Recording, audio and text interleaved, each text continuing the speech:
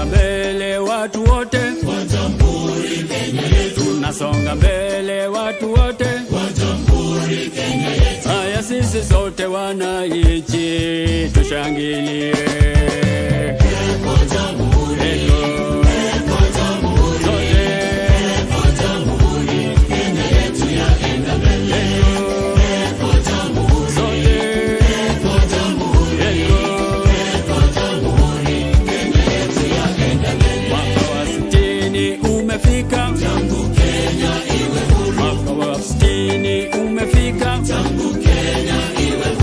Sisi sote wananchi tushangilie.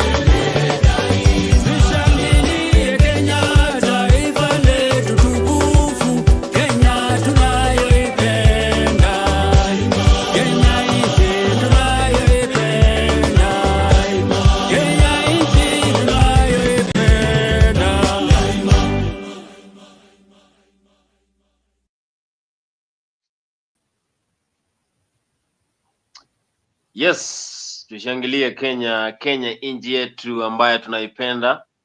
Of course, this is Afrique 24 and your daily political show that happens here in East Africa, wherever you're following. And of course, you know, it's 3 minutes past midnight.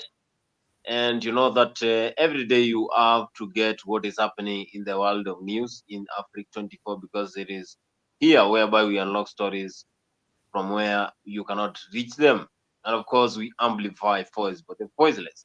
So remember, today we are having a lot of stories here. As you know, there is a fight between Ruto and the Catholic Church after the Catholic and of course the church leaders condemned the current abduction that is ongoing in this country, and also a lot of complaints whereby Kenyans are asking who is going to save the people of Kenya. So remember, we are going to have all this conversation and also tell you why Francis Atwoli has joined the government because he is almost supporting everything that is being implemented by William Samoei Ruto. You know, he has been one of the loyal followers of Azimio, but now what is happening is like he's supporting William Samoei Ruto. A lot of stories we're going to discuss here, and you know, in Africa 24, if you're following us for the first time, you ought to go there in the YouTube channel. You go like,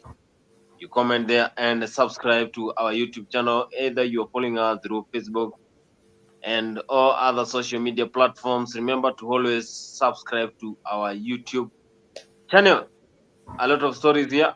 We are going to discuss all of them for the next few hours. So you can join also the studio and you tell us your views. What is your point of view about the sum of the stories we are going to discuss here? But you know, as you can see on top of your screen, the Catholic Church is having those battle together with William Samuel Ruto. Ruto responded, is the president of the Republic of Kenya. He responded to Catholic claims that the abductions that are ongoing in this country are not allowed, and he is the one who should control all this. That is the Catholic Church saying that they condemn all those activities that are ongoing in this country. And Ruto responded. So we're going to have all this, and then on top of that, Kalonzo spoke, and also DAP leader. We also heard Raila Amolo Odinga speaking, but what was to be spoken there in the press conference where Raila Amolo Odinga was having, then it is not what Kenyans saw there. You're also having all those stories here in Afrique 24. The fight of Mount Kenya is still there. Gachagua, after the impeachment, is still there and is fighting back so that he can win the hearts of Kenyans. By 2027, if the court allows him to vie, then they are going to cause chaos. And of course, you see, there is some things that are being said in this country whereby maybe there will be a marriage between Kalonzo Musyoka and Rigathi Gachagua. Do you think that Rigathi Gachagua can join Kalonzo Musyoka? And do you think this will be the best competition that William Ruto will get in 2027? All those stories. On top of that, we have Harambee Stars. Harambee Stars, after settling for 1-1 draw against a small country that you cannot compare the quality of soccer in Zimbabwe and Kenya. Settled for 1-1 draw after settling for 0-0 again in Nambole Stadium, Uganda. So all those, in Zimbabwe, and we are going to discuss all those. And the fans in the social media, they are saying, Eugene Frati, it is high time you pack and go. It is high time for the Turkish to just leave Harambee Stars because he cannot deliver. And the people of Kenya, for example, the soccer lovers, they believe that Harambee Stars has a long way to go. So we're going all to discuss this, and remember to always join the studio, joined by Alex here. And please, if you are able to join, to turn on the camera, you can do that so that we can continue to give opening remarks here. Okay, good morning, not good morning, good evening, Bonnie. So yes, I'm happy to be here. I believe we are going to exchange knowledge, information, ideas. We are going to break down the things that are happening in the country, and I believe the audience will learn something and they will feel the urge to subscribe, like, and to share the live to as many people as possible so that we can grow the fan base.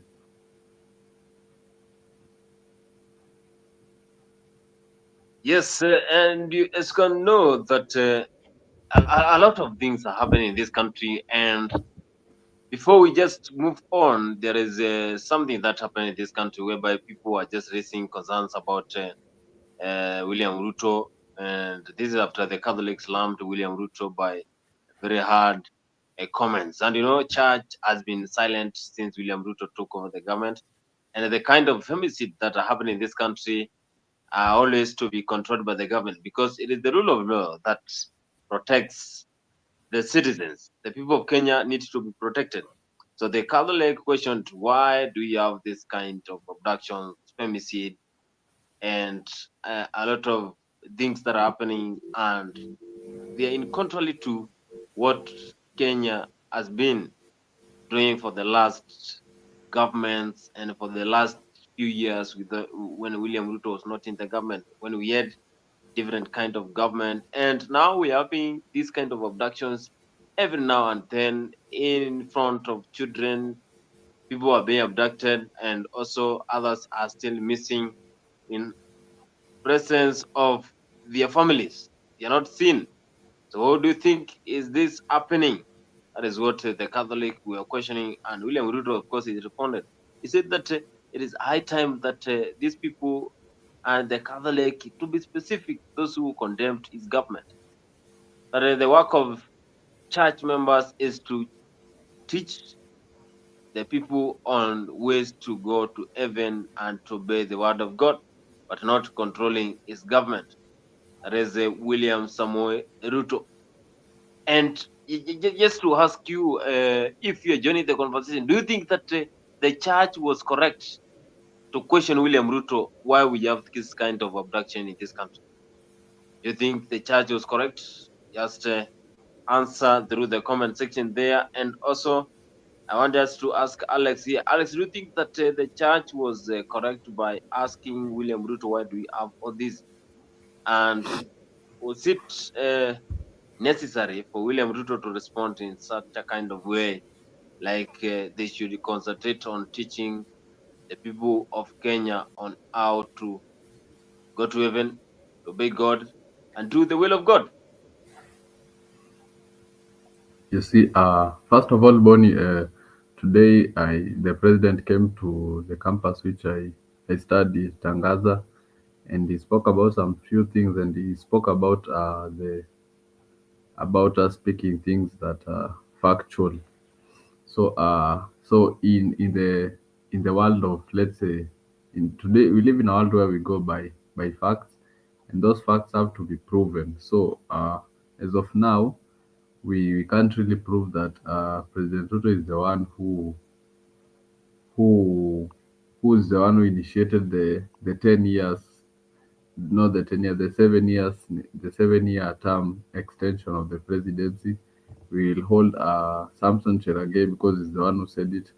Even though Bonnie, like, let's say behind the scenes, we know that he's the one pulling the strings. So, and there's an English thing that goes that whenever you hear the dog barking, you know the owner is not far from it. So you see, the church is seen as the opium of the society. So from what we are seeing, even I heard of you and I saying that it's good that the church has come out to question, but we have expected them to do this from long ago, from the time when Bonnie people started rejecting the finance bill. People are raising questions that where the church to come out and call these things out. Where are those clergy leaders to come out and reject the finance bill? So those are the questions that people are raising. So, and I think also whenever the church does not come out to clearly condemn things of the society, they lose their credibility, and people stop going to those churches. So it's a good thing we have seen them coming out strongly to condemn these things that are happening in the country, the abductions, have come out to condemn the extension of the period terms. Because no matter how good you are as a president, the best you can do is 10 years. We thank you for what you have done, and you leave, somebody else takes the baton. So if the church keeps on consistently uh, condemning things that are happening in the society, they will be able to rebuild their credibility, and they will be able to attract to attract more people to go to churches, and as they opt to lead people to heaven. So, and what we can say is that they have to continue. They have to continue calling things out as they happen, because as I said before, the church is seen as the opium of the society, and whenever things go wrong, they should be the first ones to call them out, and they have to be consistent. Because truthfully speaking, Bonnie, the church was the ones who endorsed this government. Tuliambiwa hii ni serikali ya maombi. This is the government of which God is there at the center leading. So the church has to come and rewrite their wrongs, because they're the ones who endorse this government. And when it fails, they should be the first ones to come and condemn it. That's my take. Yes, the church is the one that endorsed the government, and it is also the mandate that is Alex. And of course, if you're following us, then you can tell us, you think is this the right direction that the church took by addressing the William Ruto, complaining that the kind of abduction that we have in this country. Several leaders, you saw Jeremiah Kioni today speaking, Kalonzo Musyoka speaking, and also Raila, when he came to the press, he addressed something that was totally different from what Kenyans expected. Kenyans expected that Raila will speak about the AU chairmanship, speak about the current ongoing abductions, speak about the security of this country, speak about the competence of William Samoei Ruto. But he never spoke something about William Ruto. Rather, he said MPs are so greedy. And Kenyans think that now we don't have opposition in this country. Kenyans think that it is high time they look for another opposition party leader in this country. Martha Karua, of course, she has been condemning this kind of abductions that are happening in this country for a long time. And several leaders have been condemning all this for a long time. I look on what she had said about the abductions, and William Ruto government complaints still continue. We are just Kenyans united to resist oppression. And we are saying enough is enough. Stop the killings, abductions, and torture of innocent Kenyans. We condemn in the strongest terms possible this morning's abduction of renowned human rights defender Boniface Mwangi from his Lukenya home, Machakos County, a man who has courageously dedicated his life to defending the rights and freedoms of all Kenyans. Accounts from his wife indicate he was abducted in the presence of his children early today by some men and a woman believed to be police officers, and we now know they were, and they were not in uniform. They did not identify themselves. They did not say why they were taking him away or where they were taking him to. We actually now know they took him to Kamukunji police station, but that does not excuse that behavior of going commando style like thugs, abducting people without identification and without giving reasons as demanded by the Constitution. These kidnappings, disappearances, and extrajudicial killings targeted on our youth mainly is now a signature modus operandi of the Ruto regime.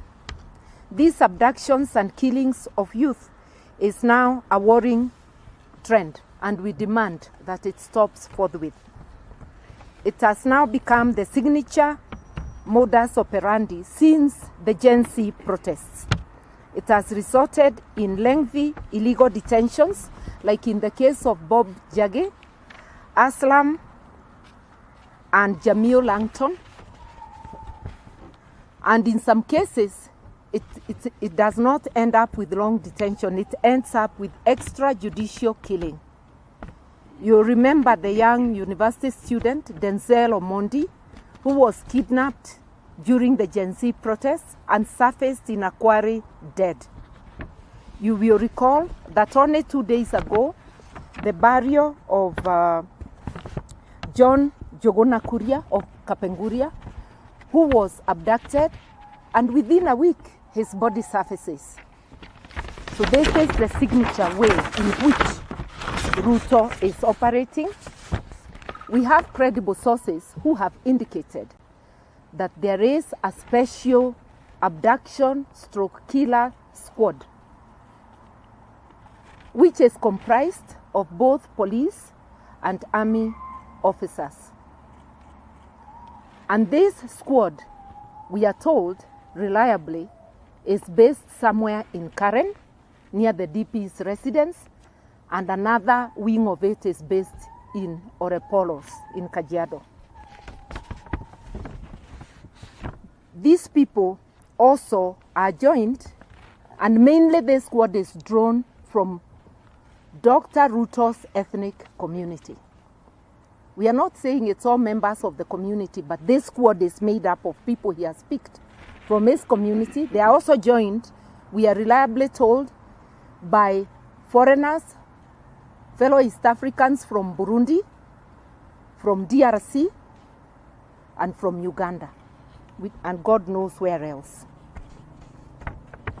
A regime that finds it necessary to create a squad outside of official channels to abduct, murder, and terrorize citizens is a regime that has lost legitimacy and that should be forced out of power. This targeting of activists, a regime that has lost legitimacy and should be forced out of power. That is Martha Karua, and of course, yesterday, the day before yesterday, Kalonzo Musyoka, he said that they confirmed that they don't have Martha Karua in the government, in the coalition.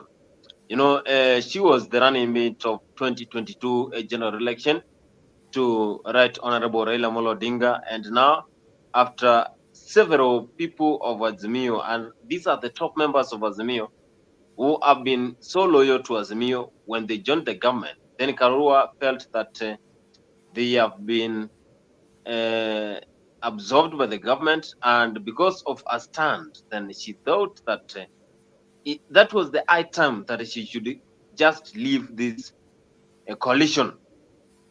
She's known for iconic stand when it comes to the politics of this country. She has been there for a long time, and that is why she thought that after this absorption and these Azimio members joining the government, then it will be the end of Azimio and the coalition. That is why she left. But Kalonzo confirmed that Karua is no more as a party coalition in this Azimio. Now she is there, but during an interview in one of the mainstream media, she confirmed that she has not decided the next move. And this move will be communicated indirectly, and it will be communicated to all Kenyans so that they can know the stand of Mother Karua.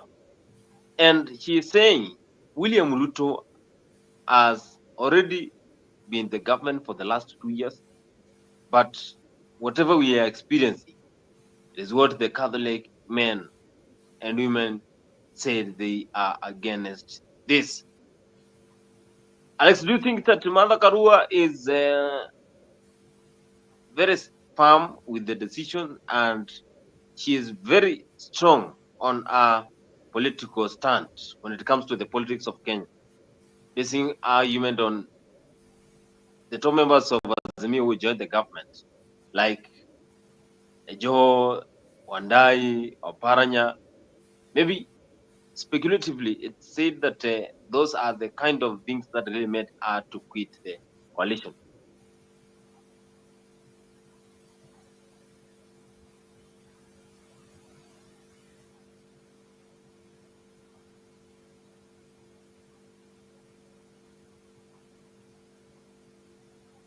Alex, are you there?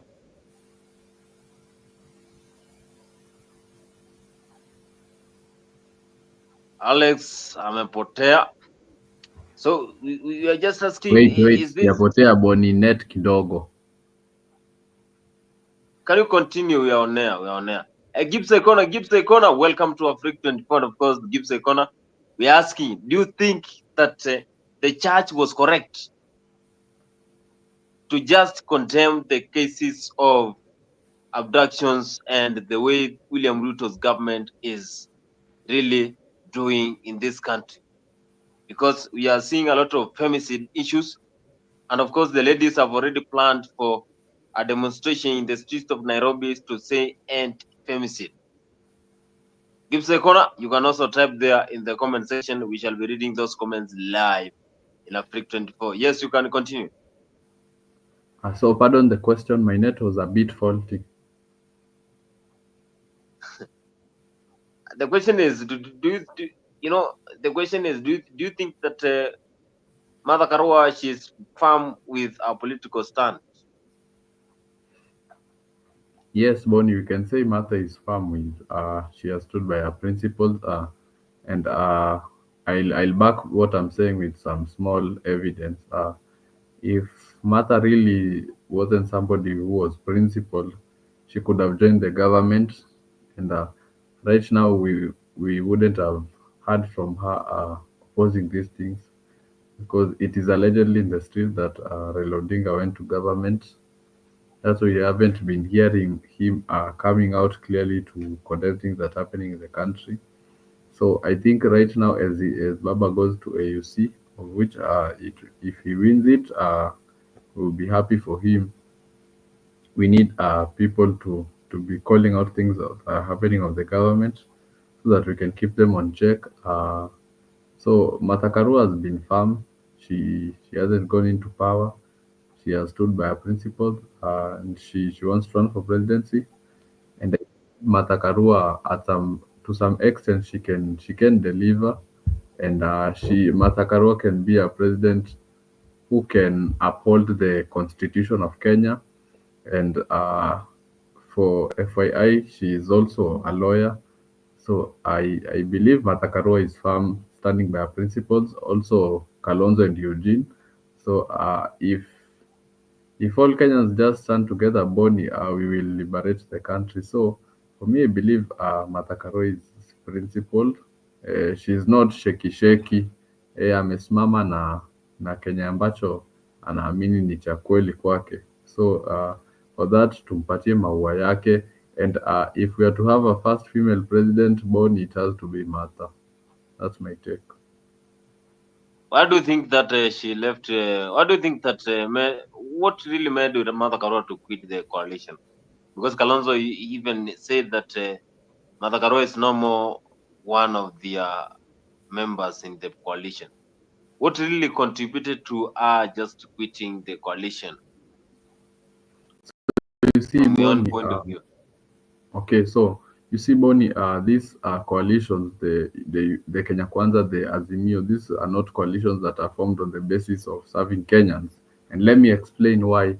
You see, there's a time Eugene Omalo and Kalonzo hinted on leaving Azimio because they felt the principles the principles of the party were not stood by, because you find the finance bill that people rejected, Boni, people like John Buddy, after going into power, he came in and he said that finance bill, there are some clauses there that are okay. Like, for example, they want to tax content creators 15% on social media and the online businesses. Those things were there in the finance bill. So, and right now, Mbadi is the cabinet secretary for finance, and he wants to bring it back. So, what these people are feeling is that these people are not standing by what we wanted. You see, if you say we are forming a coalition on the basis of serving Kenyans, you're just supposed to go there and serve Kenyans. So for them, they feel like these people are just the same with the Kenya Kwanza. They're just fighting over the loot. So right now, we have something, we go and eat the money. So even so, so what Martha feels is this is not where I want. This is not I'm not aligned with the right people for us to serve the country. So the best thing is for me to walk away and try to align myself with people so that we can form a coalition that is on the basis of serving Kenyans. That's my take. Yes, I think Alex, of course, is highlighting why Martha Karua left, and this after Azimio really joined the government and she was against William Ruto government. She has been always saying that William Ruto's government is one of the incompetent government that we have in this country. Gives a corner. Happy Friday from Nairobi, Kenya. But of course, it is on Saturday here.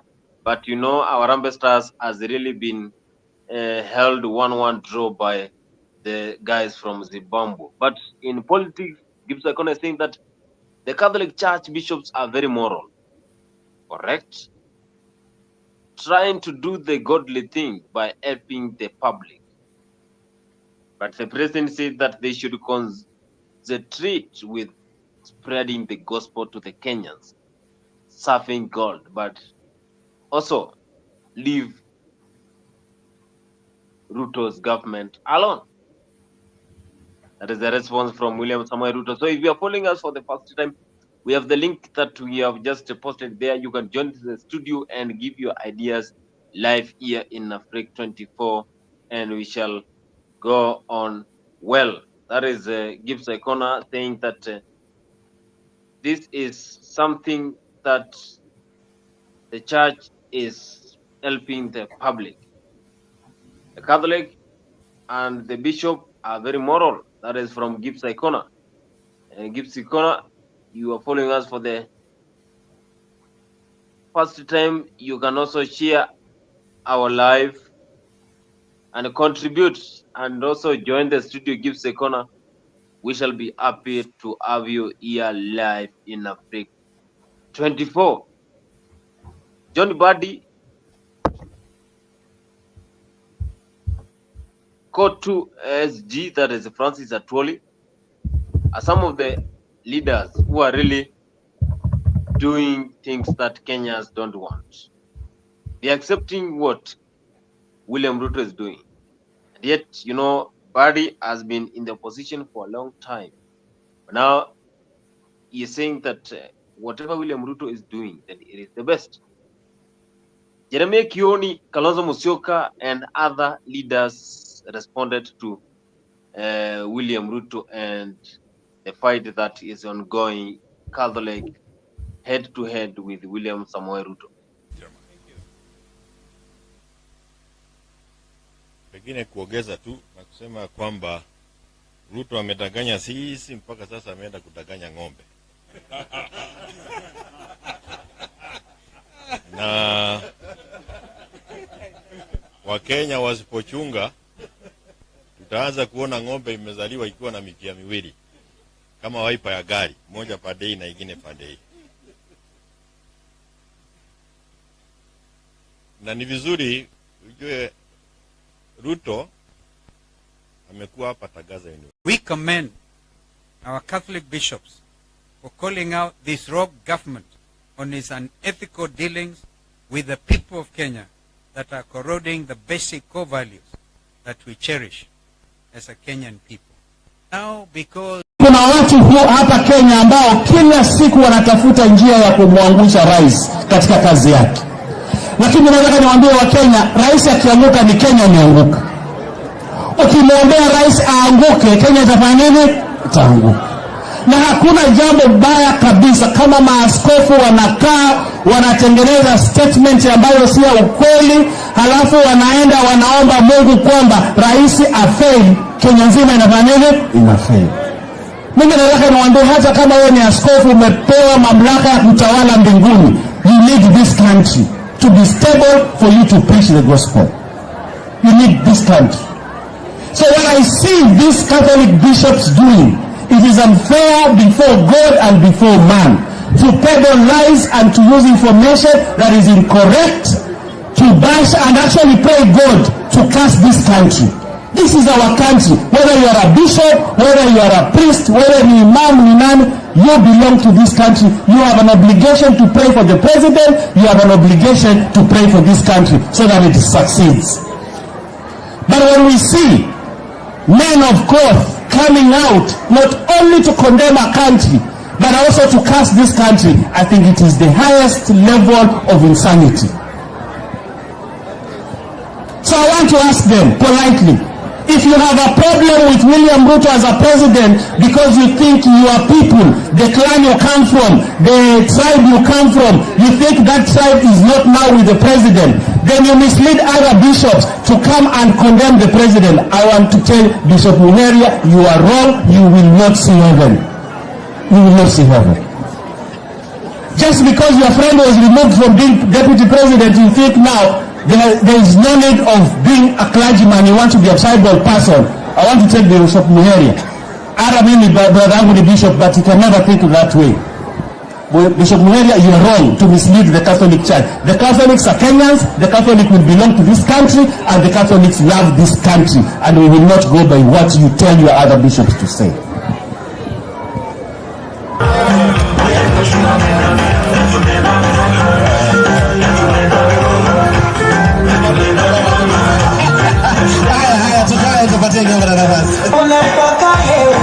Asante mheshimiwa. Hey, that is one of the members of the parliament saying that he really condemns the kind of words that were spoken by the Catholic Church. Alex, do you think that the Catholic is attacking the president so that he can step down, or they are saying the truth?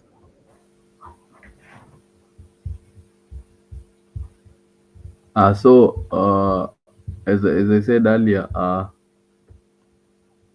okay, for some people, they might think Bishop Muheria is attacking the president because the truthful man was impeached. But whether that is true or not, we as of now we can't quantify it.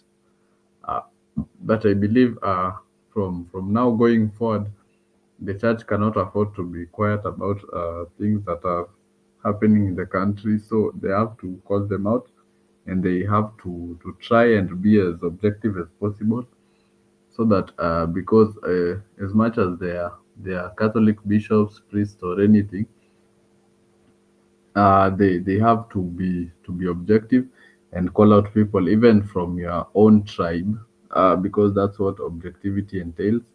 And if they fail to do that, that is now being biased. So I think the church has to be, they should be consistent. They want to build credibility. Yes, that's my take. That is one of the members of parliament. They are saying that William Ruto and his government are being it right, left, and center. Now he's condemning what the Catholic Church said. I think that is something that should not be condoned in this government. And he is also saying that whoever did that, then he is not even going to see the heaven. This is Kenya. And every day you have to experience a very different dimension of politics.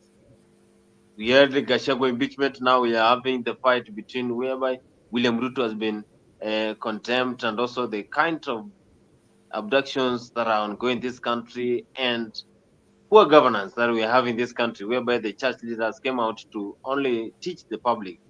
Now everyone is responding to this. And they're saying it is something that they don't want. William Samoei Ruto. Raila Amolo Odinga, that is Gwambo spoke today, But before we go to Raila Amolo Odinga, I have the comment here for Gibbs Corner, and he is saying this: Gachagua should now relax. On his farm, I thought he likes the sound of birds and the smell of green, fresh grass. Gibbs Corner, and also he is saying that Gibbs Corner, the church has the power to express the evil. The bishop indirectly made Ruto pray meaningfully. Alex, and also gives a kind of thing that Alex, the other religious leaders endorsed Ruto, but not the Catholic leaders. That is a Gibbs Icona there. And, you know, during the inauguration, then we have church leaders who really endorse William Samuel Ruto. But now, you see the fight between Ruto and the Catholic. Is this something that Ruto should respond, or he should be silent? You're following us for the first time here, you can join the studio and also share your ideas here live in Africa 24 as we move on.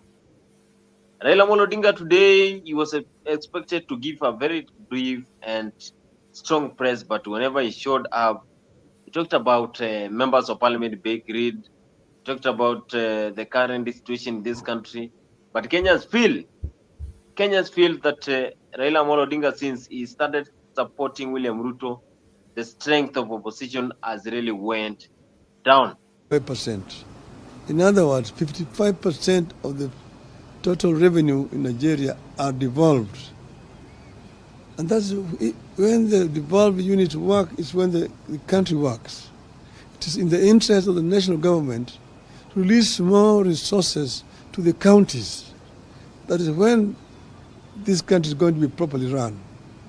Because there are several devolved functions like health, like agriculture, and part of infrastructure, which is not working properly because resources are not going down to the counties.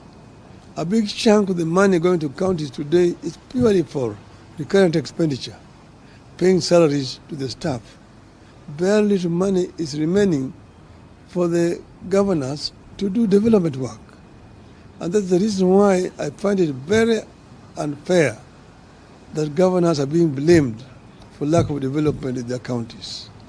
And members of parliament should move away from trying to construct roads, from trying to construct health centers, schools and so on. Those are the responsibilities of the county government, not a national parliament. Thank you.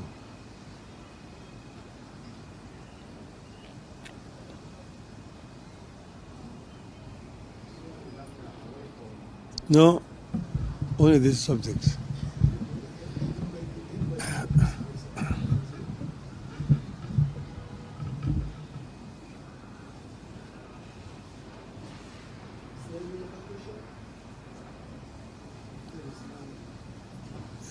I will do another statement generally, then you can ask general questions. Today is about this issue of revenue share. Okay?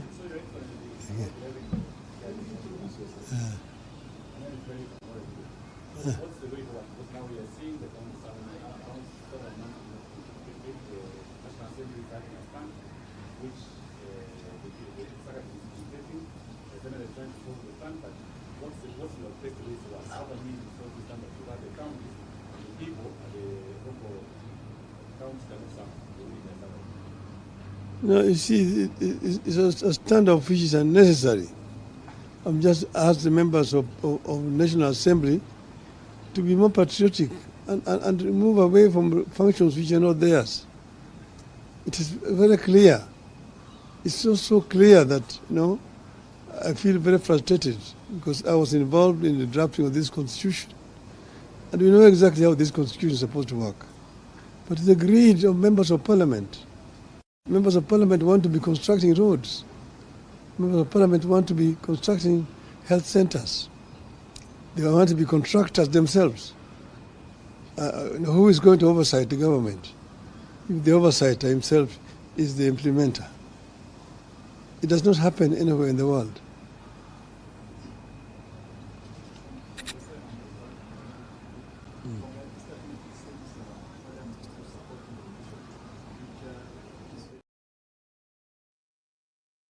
That is Raila Amolo Odinga today when he was speaking, and he was asked a lot of questions by the journalists there, but he said the only question that he's going to respond is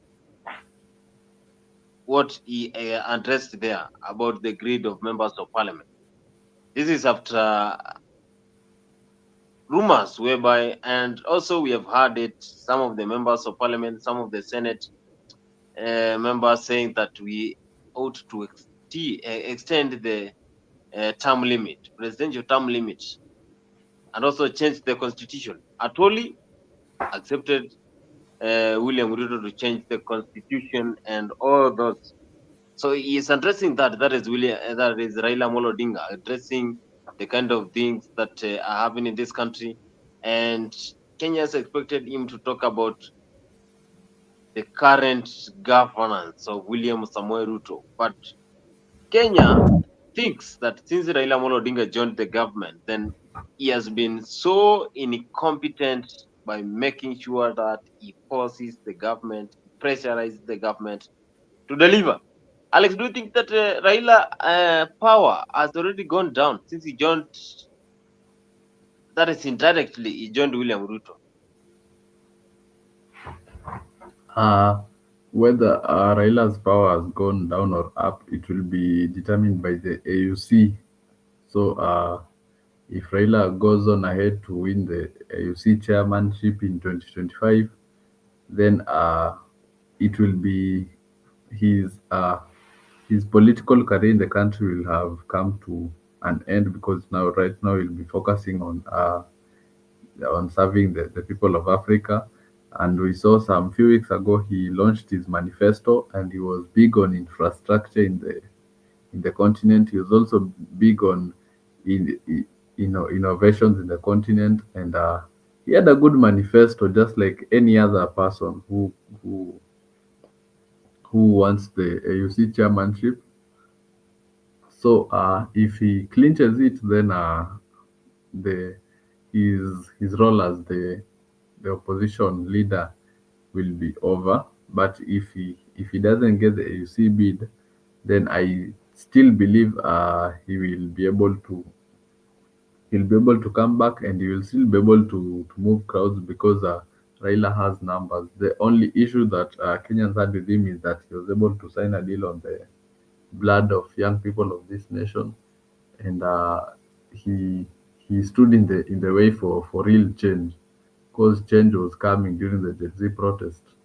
Then he stood in the way of change. So that's the issue which people have with him, and I still believe he will move crowds.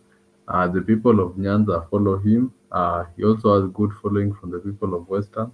He has good voting for the from the people of Coast, and also sides of, like, let's say, Eastern. So Raila still moves crowds in this country. Yeah, so I don't think his position as the opposition leader is a bit shaken.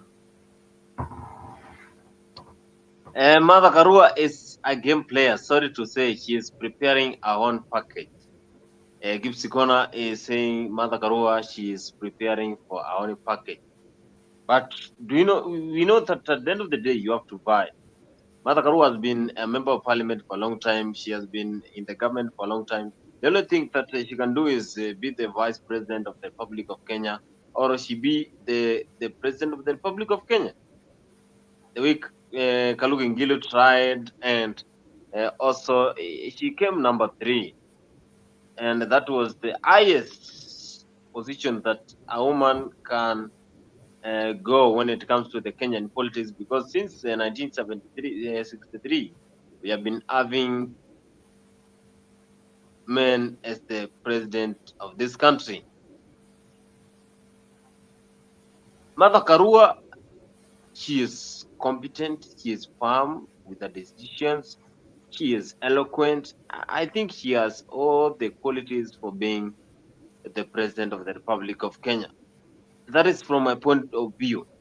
I believe she can also transform this country, because a lot of Kenyans thought the current regime would transform this country, but still we are questioning how is this going to happen? How is this going to happen? Because they don't believe that this kind of regime can work and deliver to the people of Kenya.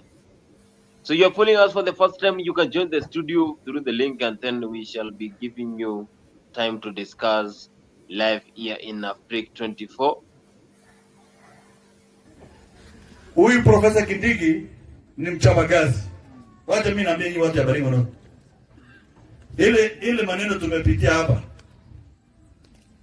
Mungu, rais na Kindiki alitusaidia kwa hii maneno. Ilikuwa hapa insecurity hapa mpaka wa sasa. Bwana Heliro Bishop, mashule yote ambaye mlikuwa mkuje tuombe huko, yote tumefungua 100%, all our schools, because of hard work of a gentleman called Professor Kindiki. Aganishika mkono kama mbunge wenu, nikiambia tufanye hivi ananiambia twende kazi, nikamwambia nisaidie hivi anasema shika enda kazi. Huyo ni mtu mungwana au si mungwana? Huyo ndio atamsaidia rais kuendesha sera ya serikali ya Kenya Kwanza. Sisi tukiwa wabunge tutaungana na Kindiki na rais sasa kueleza wa Kenya ni yale tumefanya kwa mwaka mbili. My brother, as they come.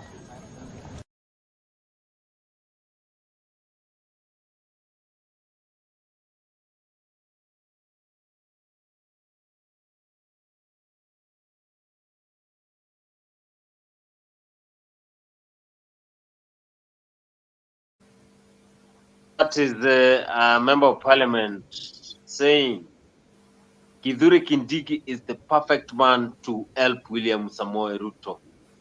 Kithure Kindiki is the right man to secure positions, developments in the Mount Kenya region. Still, the Kenyans are still fighting William Ruto. Kenyans are still fighting Gachagua despite his impeachment. And Gachagua, since he was impeached, he has been silent. He has never even bothered about the government. But still, you can feel the impact of Gachagua. Does it mean that William Ruto might have given Gachagua a very strong political stance by impeaching him? Because any day you just visit the newspapers, you'll see Gachagua picture there being featured. You also see him in the streets of Nairobi, in the congregation that are happening in hospitals, in areas where we have ceremonies. You will see Gachagua there. So does it mean that William Ruto might have seen this is a major blow to Gachagua, but maybe he has gave him opportunity to rule the people of Kenya? How true is this information, Alex? Do you agree with it, and why?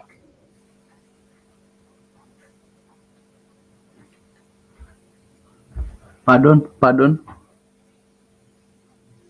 You know, the collaboration, or rather, Kindiki is assuming the office of the Deputy President of the Republic of Kenya, whether that will galvanize the Mount Kenya to support a Ruto Kindiki ticket in 2027.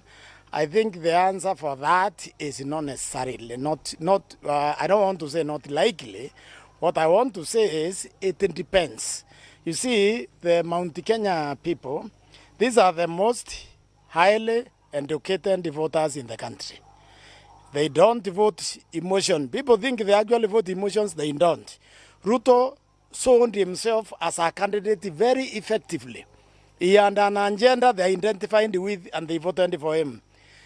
They will have to have an agenda similar to the one Ruto was having with Kindiki. The Mount Kenya, he cannot vote for the ticket because Kindiki is the deputy president or any other person is the deputy president. That won't happen. What will happen is if the president and his deputy, they have a clear agenda for the country, like the one he had when he was campaigning for election as a UNDA candidate. If they have a clear agenda, they wouldn't be voted. because of that agenda, but not because somebody from Mount Kenya is a deputy president. I think this community and the Kenyan community generally has moved out of that space. They understand very well that when you become a deputy president, the young people in your area where you come from, or rather within Kenya as a whole, who didn't have a job, they still don't have a job. The dispensary in your home that didn't have medicine, it still doesn't have medicine. The hospital which didn't have doctor, it still doesn't have doctor. What am I saying? For that ticket to attract the Mount Kenya vote, it will have to restructure the economy. It will have to make a success of the economy. Then the Mount Kenya will vote for it and the whole country will support it. Let me tell you this with all sincerity. The mountain left William Ruto a long time ago. In fact, that's why Gachagua was impeached.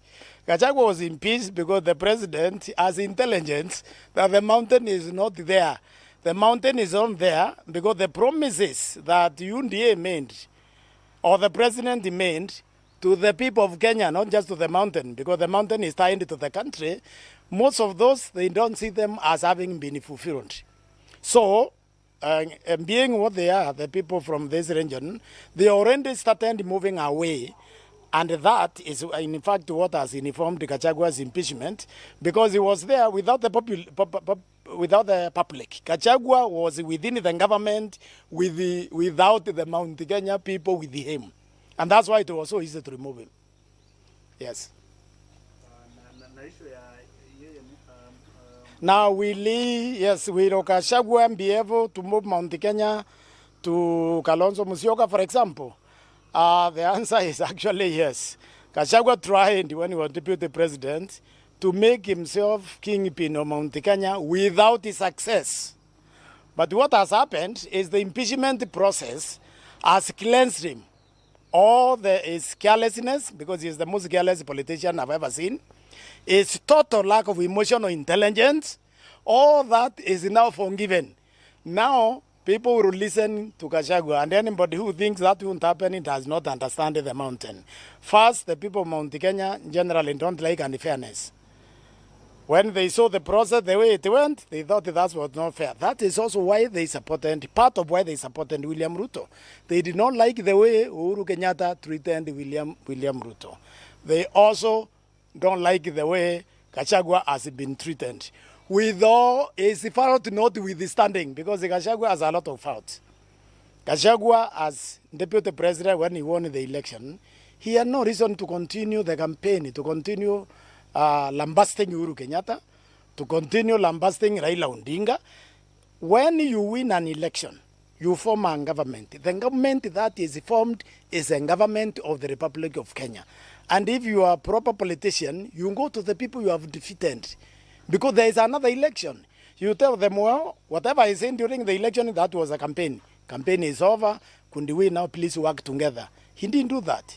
He perpetuated an unnecessary war. But this time, I think, his alliance with sections of Azimio, that alliance will strengthen Azimio, because I can tell you this, right now, Gachagua has a voice within the mountain, which he didn't have until he was impeached. Well, first of all, we wouldn't say he's an impeached, Gachagua is an impeached person. So his political goal is not there. And this is why I think the framers of that impeachment and the advisors of William Ruto got it wrong. If they wanted to divide the opposition vote, they should not have impeached Gachagua. And impeached Gachagua is more dangerous to the government than a Gachagua who is not impeached. The reason is this: Gachagua is a very difficult person. Gachagua was going to be a presidential candidate. Nobody was going to remove him from being a candidate. But an impeached Gachagua, who cannot be a presidential candidate, will throw his weight behind an opposition, behind Kalonzo Musyoka, for example. And that will be a strong ticket. Uhuru Kenyatta factor in Mount Kenya will play out in big. Uhuru was another person who was not popular in Mount Kenya. Okay? He was completely unpopular. But now, because of the way we were talking before the election, Uhuru now is listened. The Mount Kenya people will listen to Uhuru Kenyatta. Right now, I think the kingpin for Mount Kenya is Uhuru Kenyatta plus Gachagua. So whatever signed, Uhuru Kenyatta decided to support.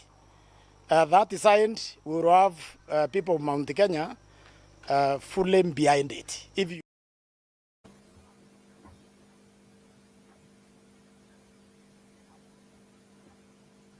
Yes, that is one of the members of parliament saying that Gachagua was not known, but William Ruto is the one who really brought Gachagua into this power. Before just Alex, you quit. Do you think that William Ruto is the one who really introduced Gachagua to the public? Absolutely true. Yes, Bonnie. Because there many people didn't know Gachagua before he was given the running mate. He was given the ticket to be the running mate for President William Ruto. So he was the one who brought him, and Rigathi was able to help him in mobilizing the people of the mountain to vote for him. And yes, he played a big role in campaigning for William Ruto. But the point that he missed is that William Ruto was the kingpin of Mount Kenya in the 2022 elections, and he could have won the elections with or without Rigathi. So he did not really need him the way Rigathi thought. So he was the one who brought him, and he was the one who was able to do away with him. Gachagua impeachment really gave him a lot of powers in the Mount Kenya region. That is what others are saying, and Kenyans are saying, if Gachagua was not introduced into the public by Ruto, then Kenyans would not have even been knowing who is Gachagua. And this impeachment really meant a lot to Gachagua, and that's why maybe he is very happy when you see him in churches and you see him in these press meetings whereby he's talking with a lot of confidence, because he might have benefited in one way or the other. And the only person who is going to get into tough competition is if Gachagua joins Kalonzo and now they go for ballot 2027.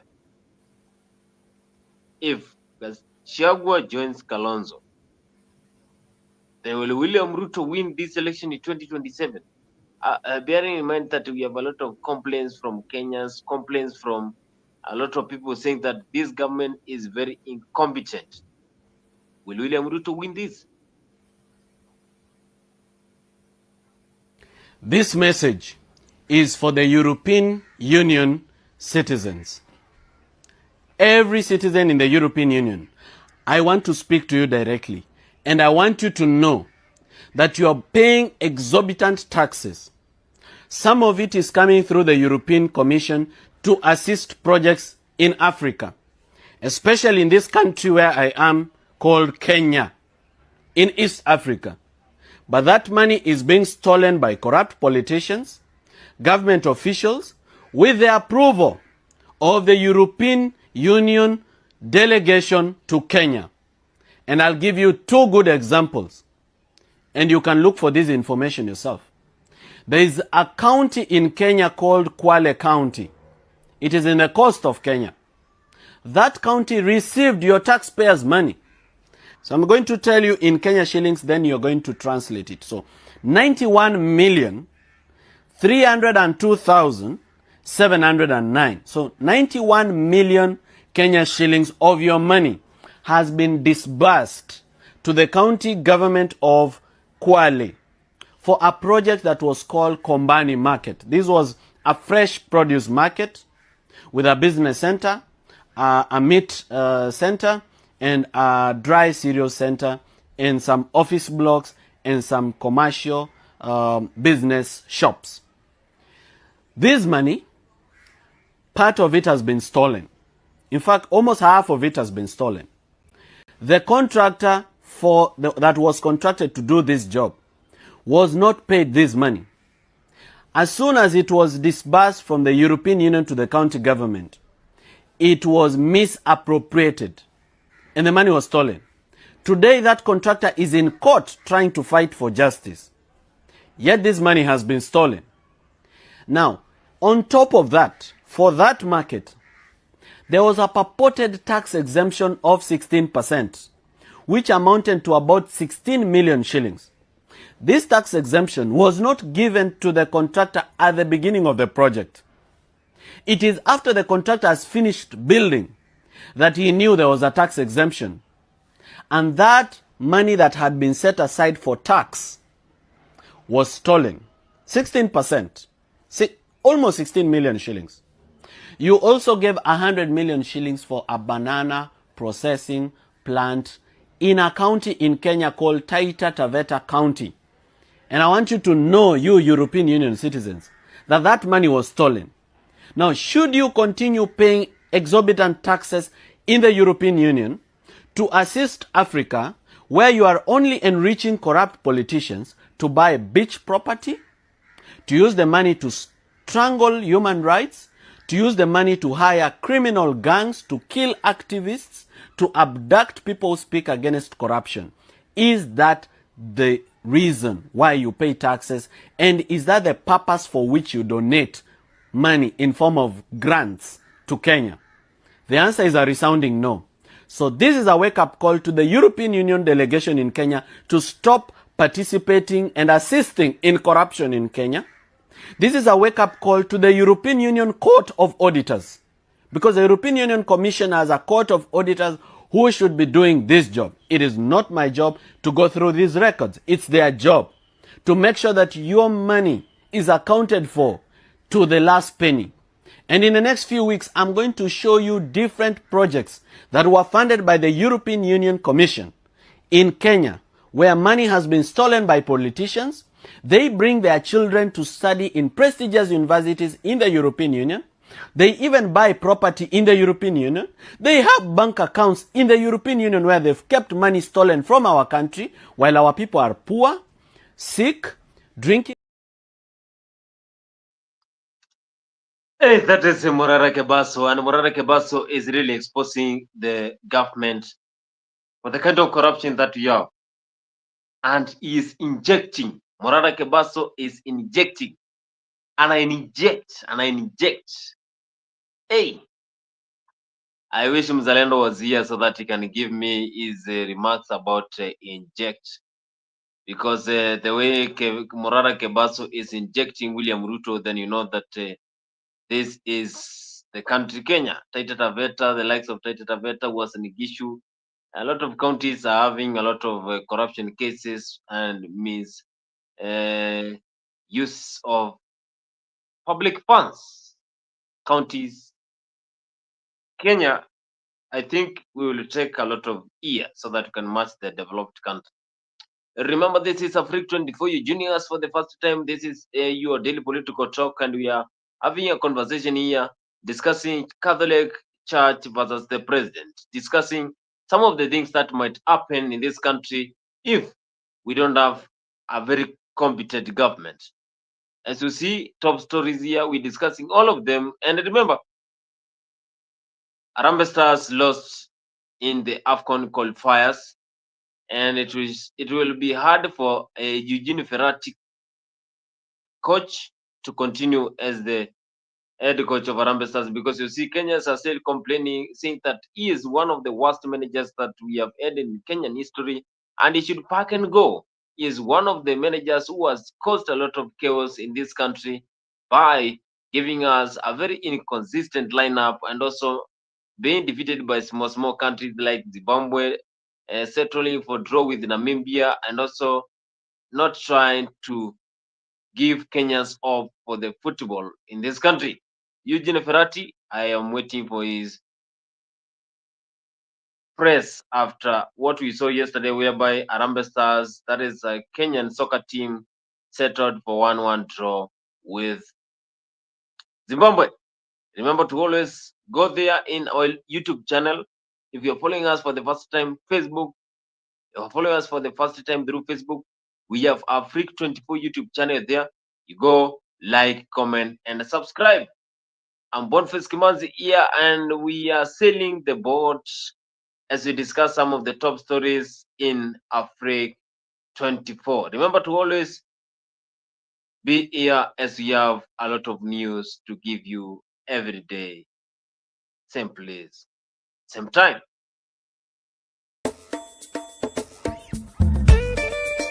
Tunasonga mbele watu wote wa Jamhuri Kenya yetu. Tunasonga mbele watu wote wa Jamhuri Kenya yetu. Haya sisi sote wananchi tushangilie. Kwa Jamhuri, kwa Jamhuri, kwa Jamhuri Kenya yetu yaenda mbele. Kwa Jamhuri, kwa Jamhuri, kwa Jamhuri Kenya yetu yaenda mbele. Mwaka wa 60 umefika, tangu Kenya iwe huru. Mwaka wa 60 umefika, tangu Kenya iwe huru. Haya sisi sote wananchi tushangilie.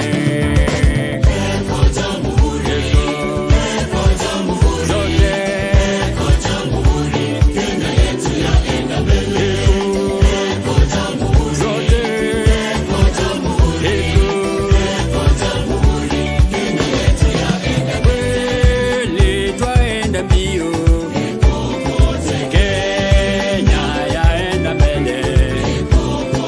Kwa elimu twaenda mbele, matibabuni twaenda mbele, viwandani twaenda mbele, na mashambani twaenda mbele.